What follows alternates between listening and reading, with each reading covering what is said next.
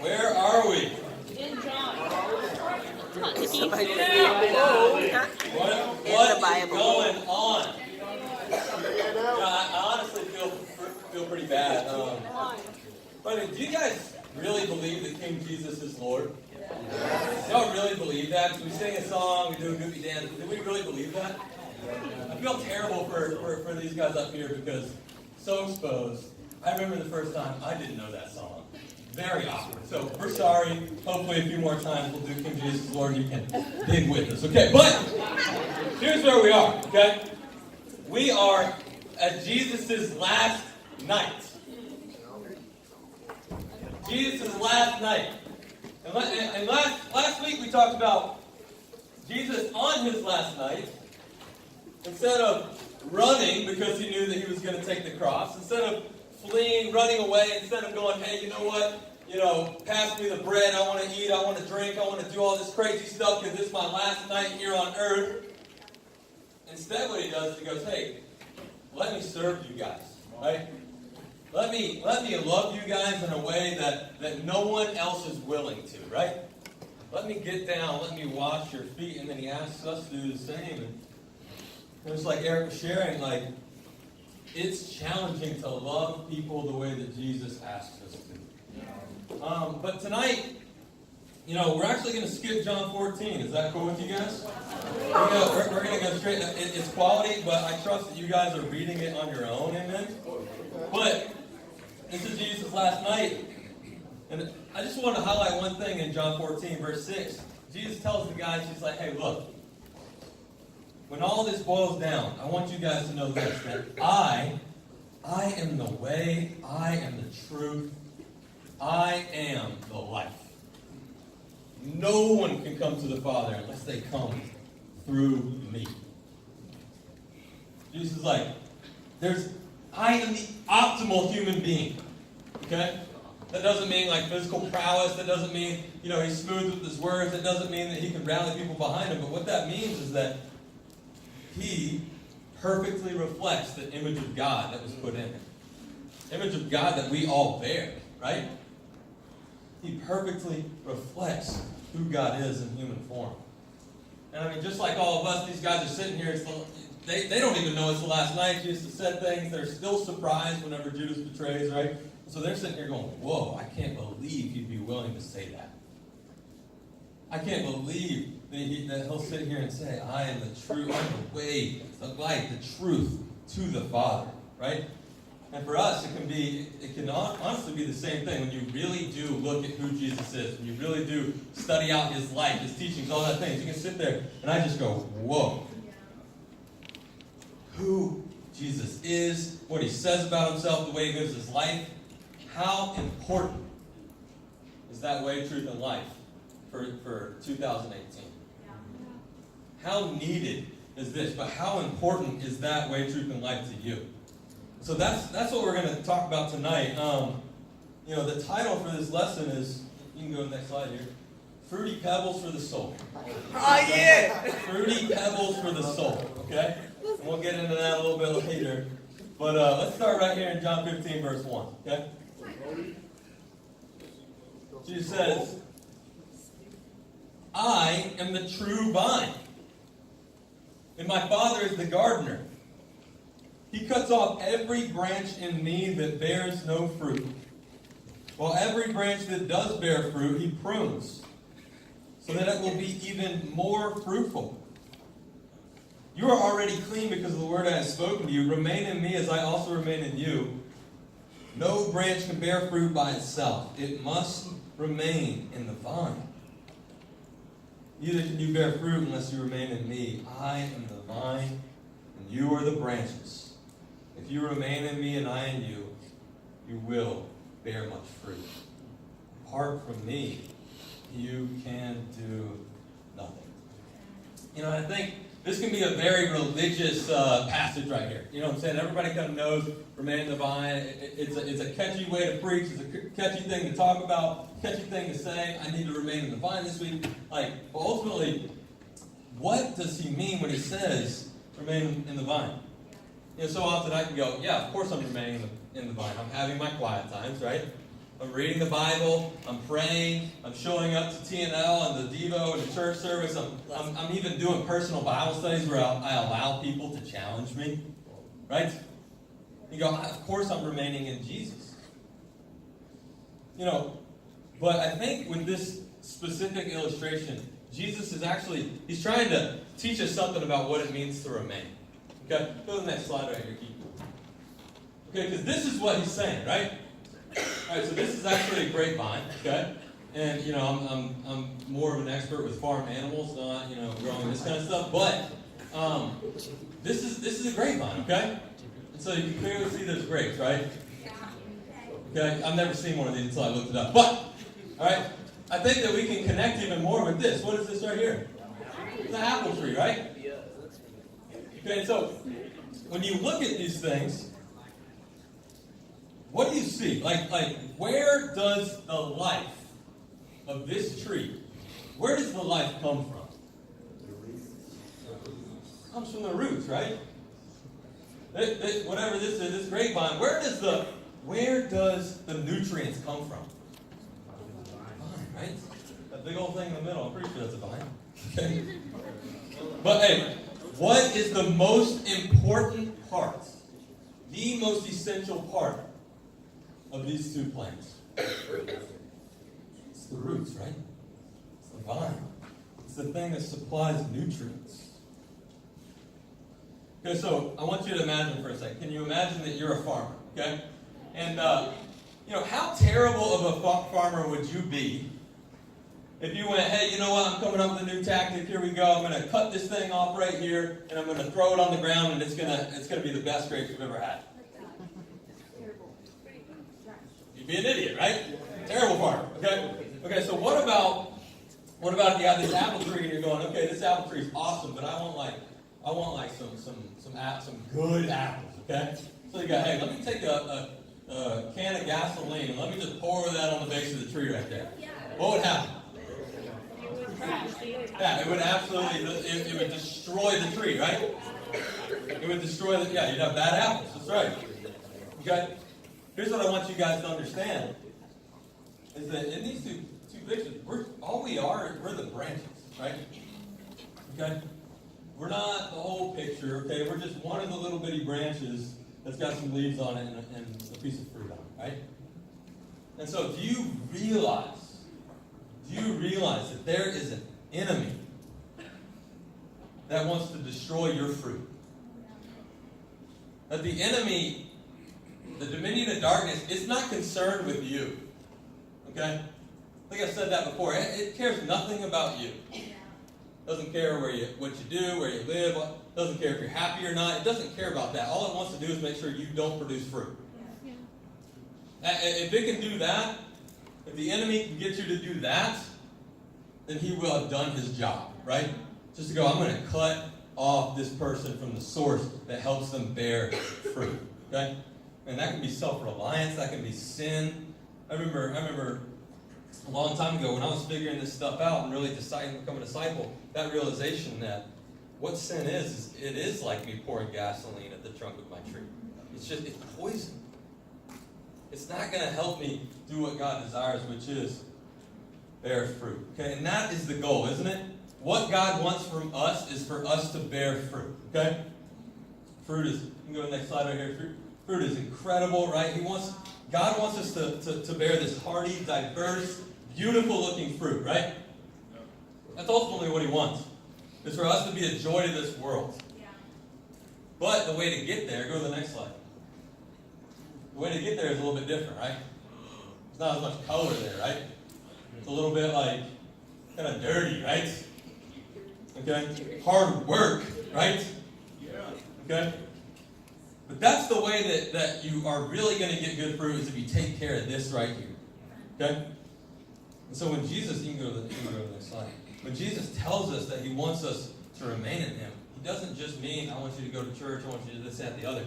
What he means is, I want you to be completely dependent on me. Right?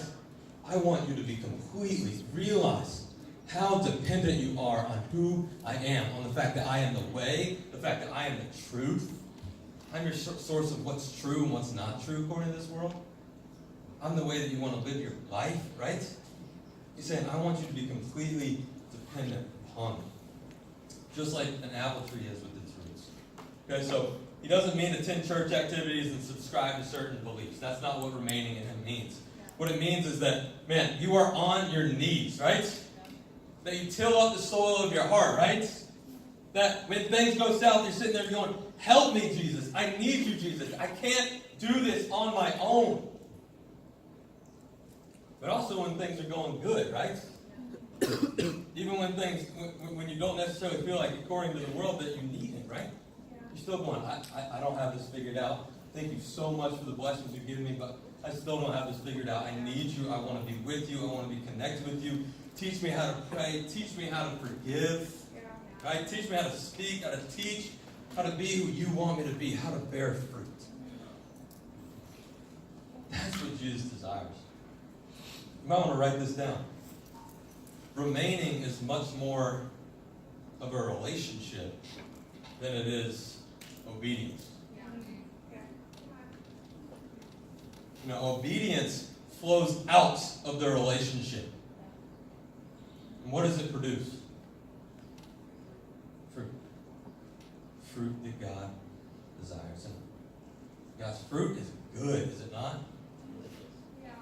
Fruit is incredible. And in fact, you know, a lot of you guys probably have your own little favorite cereals growing up. But go to the next slide right here, bro. It's Pebbles, bro. It's Pebbles. It's Fruity Pebbles. Okay? Hey, no, look. Fruity Pebbles inspire people to make cookies. Fruity Pebbles. Look at it. So I was honest, I just looked up Fruity Pebbles. I was going to put a picture of the box, and then I was like, this is just incredible.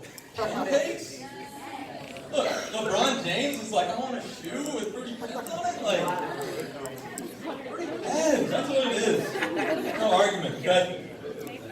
Everyone loves Fruity Pebbles, okay? Think about it this way. Like, I pour a bowl of Fruity Pebbles, right? And what I do is you gotta let it marinate in the milk enough where you don't put it off. You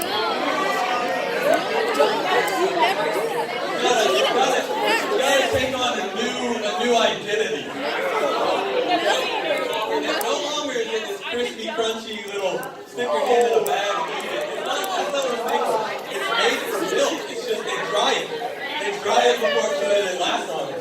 Yeah. And then you pour it in the milk and it becomes this glob and you can almost pick it up and it's like a bite out of it.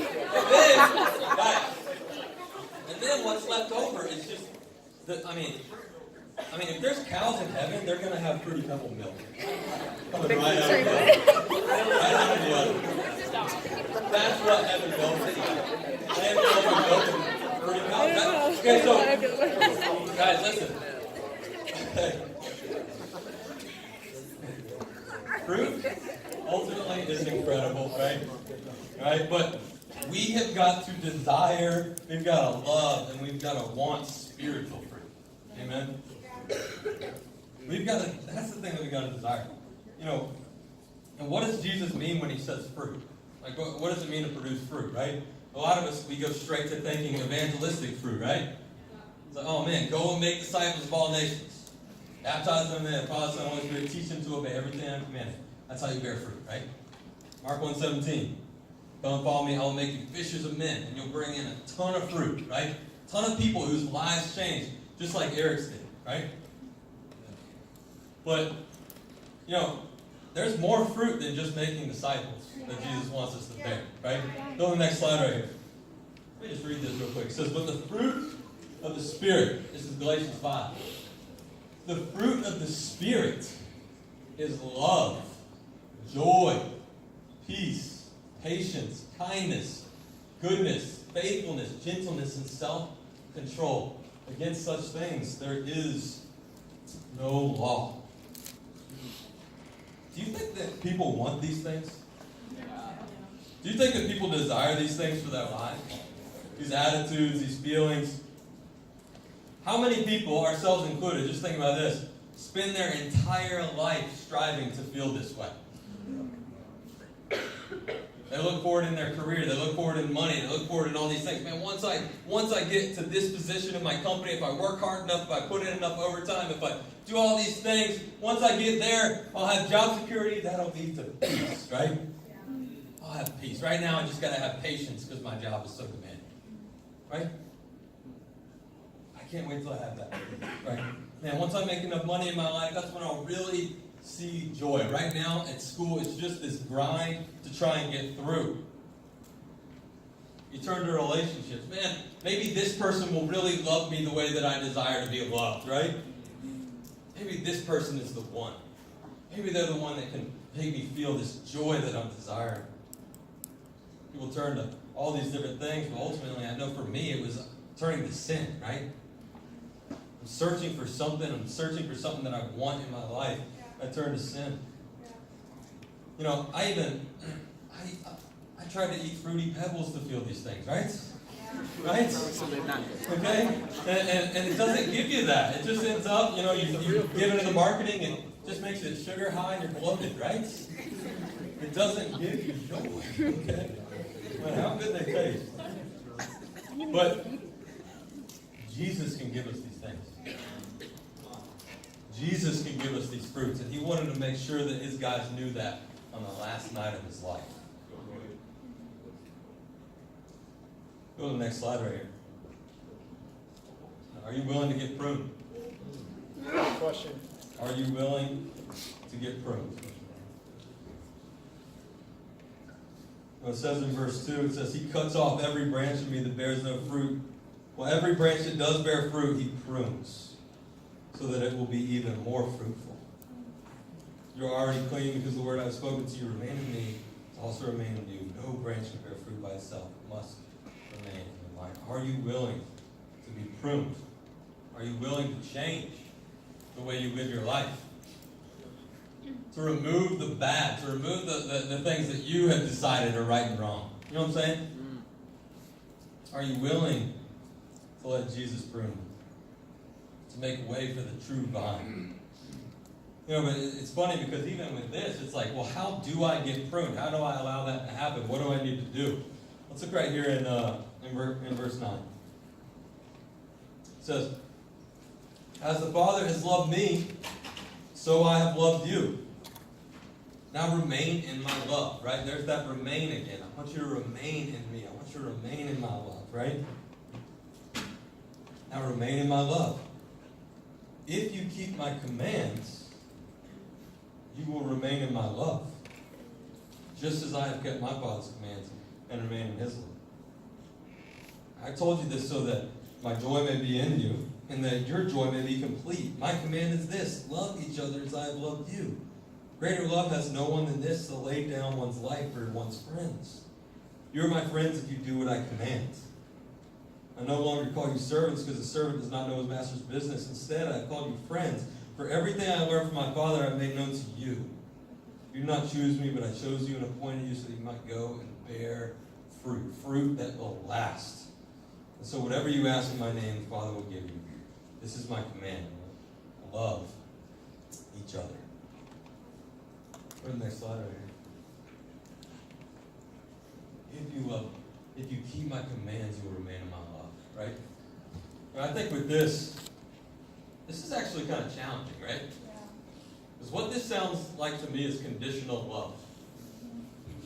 Okay? Imagine it this way. What if my wife Kirsty, raise your hand, smile. Okay? What if my wife Kirsty said, what if she goes, hey, you know what? I want you to do the dishes and vacuum the house, and then I'll love you. If you don't do that, I won't love you. If you aren't obedient to what I'm asking you to do, I won't love you.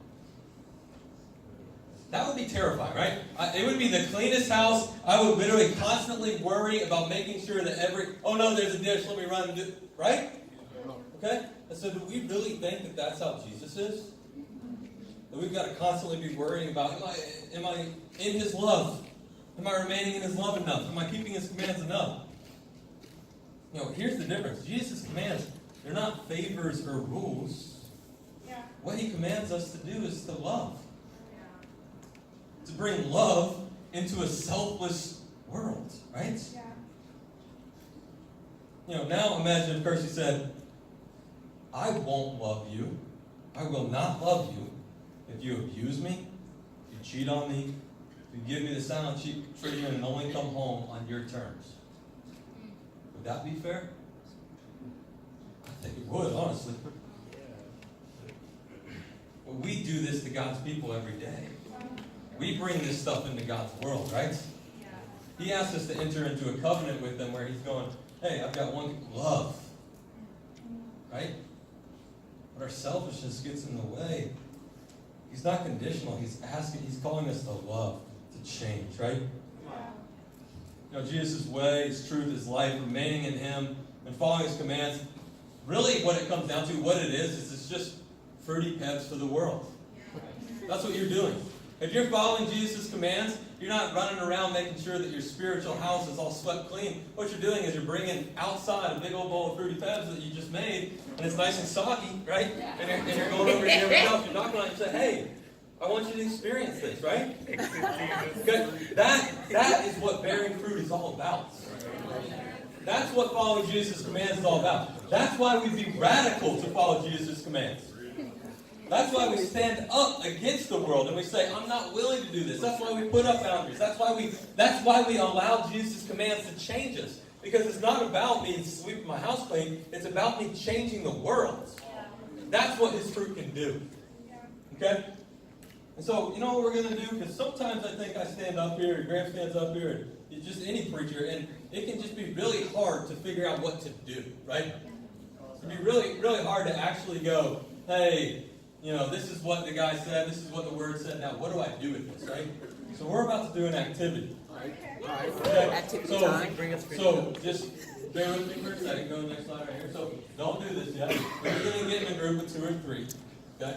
What you're going to do is you're going to go through a command that I assigned to you, okay? You're going to discuss how it could be obeyed, okay? And then you're going to find a practical way that you can obey that command tomorrow. Is that cool? Okay? So here's what we're going to do. From here all the way to right here, okay, back row, you guys are going to do number 1, okay? From there over, y'all are going to get number 2, and everybody on the floor is going to do command number 3, okay? I'm going to give you an opportunity to speak at the end of this and say, here's what I'm planning to do. Here's how I think this can be lived out.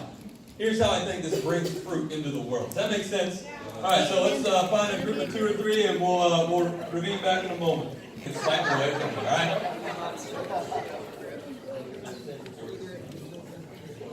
All right, let's do group 1 here first on the back row. Whichever side that was. Who has something burning that they want to share? I saw Lizzie patting Claire, so I'm starting to creep my way over here. All right, yeah, let's go, Jordan. Gino! Good!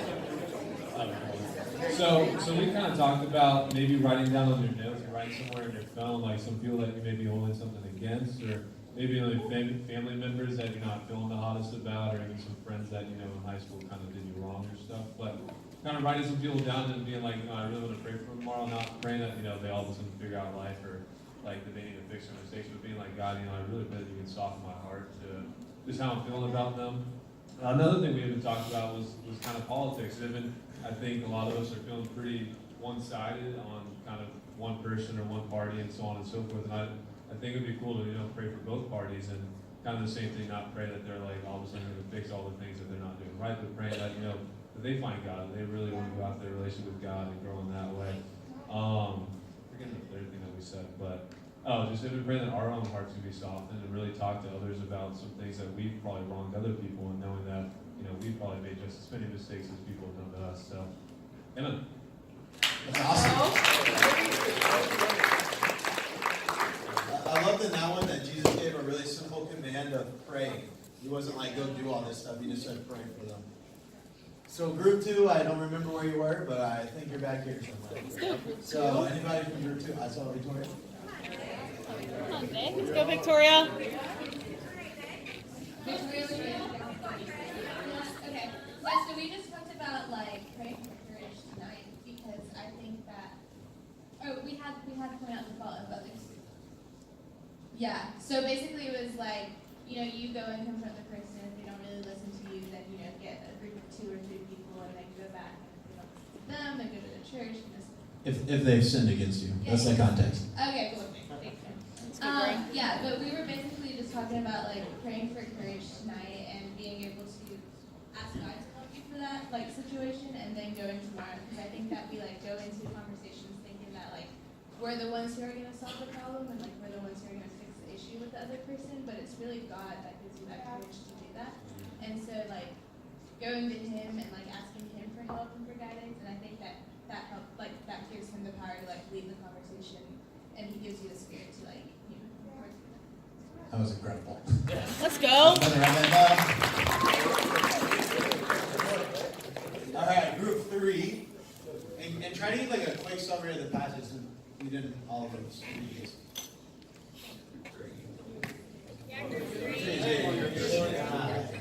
Nikki?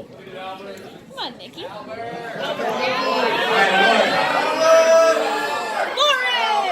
Yeah! Lauren!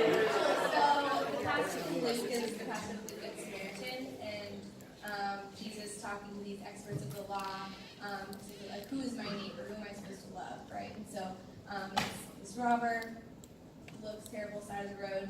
Priest passed by and doesn't do anything.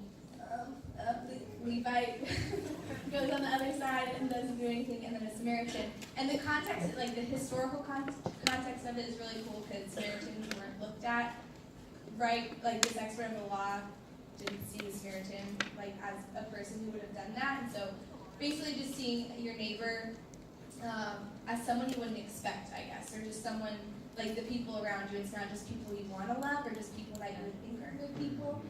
And so what we started talking about was just like thinking about how do I love myself, and then how could you love others through that. And so even thinking like, okay, I treat myself to Chick-fil-A when that's the way I love myself. So like treating others, like they don't have to do anything to earn it or deserve it. Just like buying someone a meal or getting someone starved, or if someone like, I don't know, post something about needing gas money or needing groceries, like really meeting those needs, like without expecting anything in return. And I think that was the heart of the Samaritan, was like, he said, like when he went to the innkeeper and was saying, like whatever, like any extra expenses, I got him, like he's covered. And so having that heart towards our neighbors too, of like we will go to whatever extent is needed to love them and take care of them. It's if they get a combo at the Chick-fil-A. That was awesome. Lauren? Let's go, Lauren. They order a milkshake for me, like, alright, so, was that helpful? Yes. You can actually search the Bible and figure things out, you know what I'm saying? Like, you can do it with friends, too. You can do it with your parents, you can do it, you can point stuff out for your little brother or sister that's annoying you, like, but ultimately, okay, if you are doing this is the beautiful thing. If you're doing this, if you're relying on Jesus, if you're abiding in the vine, if you're remaining in Him, if you're allowing yourself to be pruned, if you're finding and following His commands, right? And you're producing fruit, what you're doing, you're just bringing love into a dark and hurting world, right? Go to the next slide right here. Okay? Okay? Like, here's the beautiful thing, guys. We're wrapping up right here. Here's the crazy thing, is that when you do remain in the vine, when you do go, all right, I'm actually going to try and live this out, right?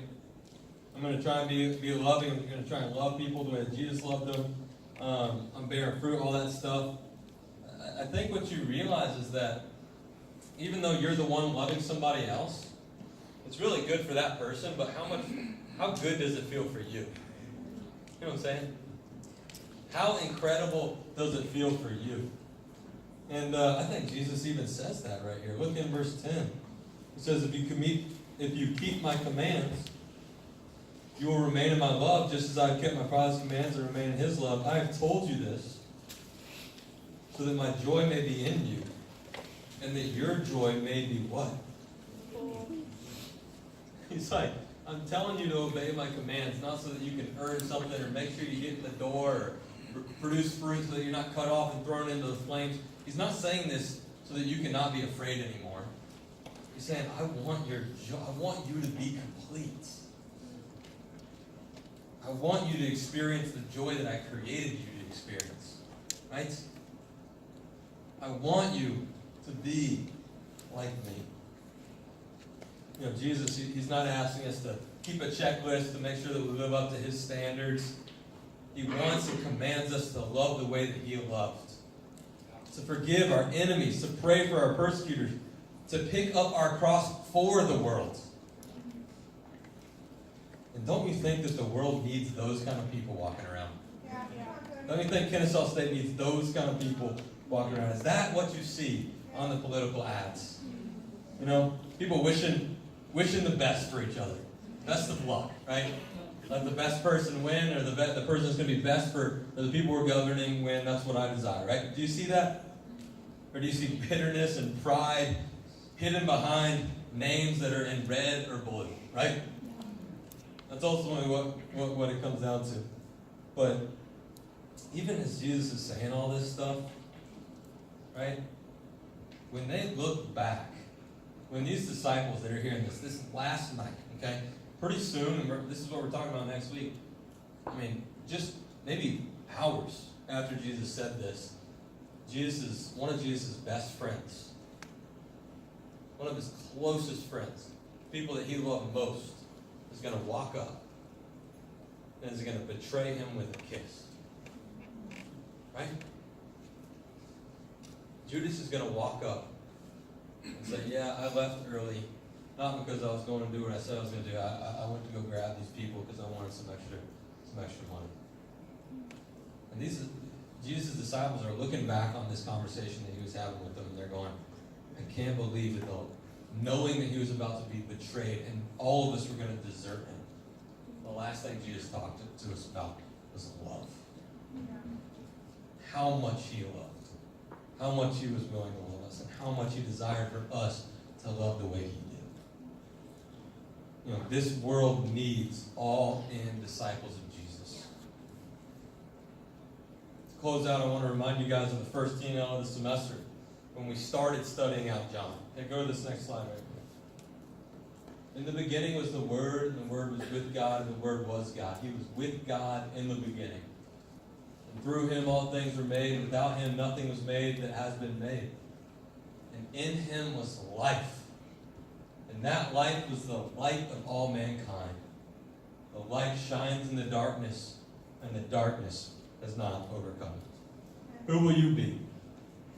Will you let yourself give in to the always pressing, suffocating darkness of sin in our world? Or will you remain in Jesus? Let him be your source of life. Follow his commands, bear fruit, and shine your light all the more until you see the day approaching. Let's pray. Dear Father, Lord, we are so thankful that Jesus came to this earth to show us the way to bear spiritual fruit, God. To be able to have that love, joy, peace, patience, gentleness, kindness, self-control. And Father, I pray that we could be people, and it might be funny, but just to remember what Jesus is trying to get us to do. Every time that we are making a decision where we're asking ourselves, am I following me? Am I following Cody? Or am I following the commands that Jesus gave me? That we can remember it's not about trying to this conditional love. It's not about trying to be good enough. It's not about trying to be religious and Christian and all that stuff. What it's about is about getting that big old fruity pebble bowl, pouring the milk in and letting it get soggy because you want people to experience that. But in all seriousness, God, it's about letting people experience the love that you have for us and shining that light in the darkness till the day you call us back. Lord, we love you. It's in Christ's name I pray. Amen. Amen. Let's give it up for Cody one more time.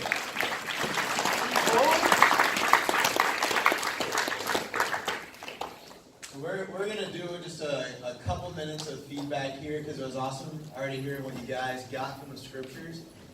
But just for the whole thing, what are you guys taking away from this? What are you guys planning on doing and loving God and loving your neighbor as yourself? I love the point that Cody made about how God's commandments aren't to-dos and just yours, but it's to bring love to the world, and to love Him.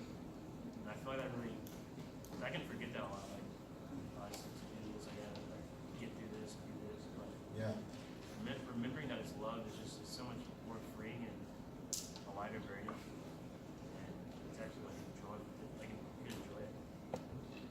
Yeah, I think we need that reminder sometimes that these just aren't arbitrary commandments, but they're to make us better people, that help us love more. Or like the passage said, that our joy actually can be made complete, which is crazy. So obeying God leads to joy. Who would have thought that? Yeah, kind of like going off when you said, I think we overcomplicate it a lot, and we overcomplicate what God is asking us to do. And we kind of get stuck in this like chore list of all these things that God is requiring us to do, and know if we're not good enough. And God's really just looking down and being like, it's just simple. He's like, all I want you to do is just, he's like, I want you to love, and I want you to follow me. And he's like, it's not that hard. It doesn't have to be that hard. And like, I think we put, and that makes us put this like, this kind of like bad image of God in our head, that he's this like kind of persecuting like kind of God, that's like, if you don't do this, I'm not gonna love you, da da da da. Right. It's like, that's not the image that we should have. Yeah, and that's what I loved about what Cody did with us, is that he made reading the Bible super simple. It's like, what does this passage say? What sticks out to me? What am I going to do about it? Yeah.